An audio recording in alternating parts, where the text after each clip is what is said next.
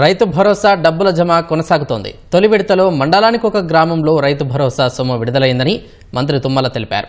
ఇవాళ 563 కోట్ల రూపాయలు జమ అయిందని మంత్రి తుమ్మల వెల్లడించారు. ఇక దీనికి సంబంధించి మరింత సమాచారం మా ప్రతినిధి నాగేశ్వరాచారి ప్రత్యక్ష ప్రసారం ద్వారా అందిస్తారు.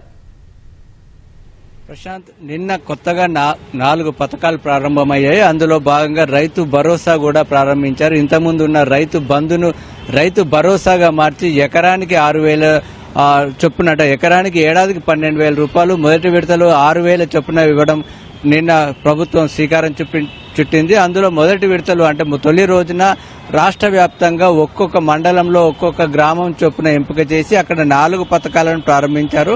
అందులో ఈ మండలాల్లో అంటే 577 రాష్ట్ర వ్యాప్తంగా మండలాల్లో 4,41,911 రైతులకు సంబంధించిన 9,48,333 ఎకరాలకు సంబంధించి 563 కోట్ల రూపాయలు ఈ రోజు జమ చేసినట్టు వ్యవసాయ శాఖ మంత్రి తుమ్మల నాగేశ్వరరావు ప్రకటించారు. మొత్తం మీద ఇదంతా కూడా రోజు కొనసాగుతుందని రాష్ట్ర వ్యాప్తంగా అందరికీ కూడా అర్హులందరికీ రైతు భరోసా ఇవ్వనున్నట్టుగా మంత్రి ప్రకటించారు. ఇప్పటికీ దానికి సంబంధించి అంటే వ్యవసాయ యోగ్యమైన ప్రతి భూమికి కూడా ఇవ్వనున్నట్టు ప్రభుత్వం ప్రకటించింది. అయితే వ్యవసాయ యోగ్యం కాని భూములకు సంబంధించి సర్వే ఇంకా కొన్ని ప్రాంతాల్లో కొనసాగుతుంది. ఇప్పటికే పూర్తయినటువంటి గ్రామాల్లో నిన్న ప్రారంభించారు. మరికొన్ని కూడా విడుదల వారీగా వాటి నిధులను మొత్తం విడుదల చేయనున్నారు. సుమారు 60 లక్షల మంది రైతులు ఉంటున్నట్టుగా ప్రభుత్వం అంచనా వేస్తుంది. వారందరికీ కూడా త్వరలో అంటే మొత్తం ఈ పథకానికి సంబంధించి అన్ని పథకాలు ఈ 4 పథకాలు కూడా మార్చి 31లోగా లబ్దిదారులందరికీ కూడా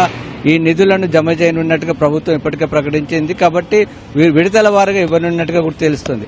అదేవిధంగా ఇందిరమ్మ ఆత్మీయ భరోసా అంటే భూమి లేని రైతు కూలీలకు సంబంధించి పథకాన్ని కూడా నిన్ననే కొత్తగా ప్రారంభించారు. ఆ రోజు మొదటి విడతగా 561 గ్రామాల్లో 20,336 కూలీలకు సంబంధించిన నిధులను విడుదల చేశారు. అవి కూడా ఇప్పటికే కొంతమందికి ఖాతాల్లో జమ అయినట్టుగా మంత్రి పంచాయతీరాజ్ శాఖ మంత్రి సీతక్క వెల్లడించారు. సాయంత్రం వరకు వీరందరికీ కూడా అంటే 20,336 మంది భూమి లేని రైతు కూలీలకు ఈ రోజు జమ అవుతున్నట్టుగా కూడా మంత్రి పేర్కొన్నారు. అదేవిధంగా కొత్తగా రేషన్ కార్డులు, అదేవిధంగా ఇందిరమ్మ ఇళ్లను కూడా గ్రామాల్లో ఉన్నటువంటి ఈ 570 గ్రామాలకు సంబంధించి అక్కడ ఉన్నటువంటి అర్హులందరికీ కూడా నిన్ననే ప్రకటించారు. వాటన్నిటికి సంబంధించి కూడా ప్రక్రియ కొనసాగుతుంది. మొత్తం ఈ 4 పథకాలకు సంబంధించి మార్చి 31లోగా పూర్తి చేయనున్నట్టుగా ప్రభుత్వం ఆయా శాఖల మంత్రిత్వ శాఖలు చెప్పాయి.